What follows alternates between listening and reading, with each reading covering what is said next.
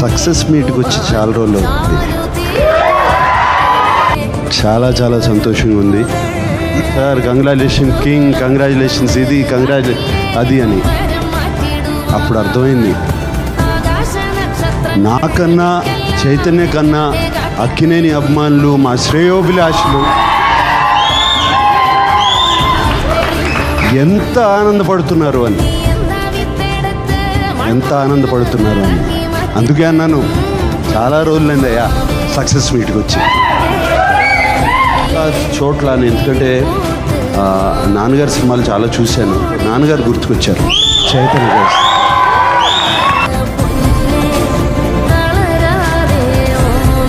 2025లో ఇది ముహూర్తం. చూపిస్తాను, వస్తున్నాం, కొడుతున్నాం.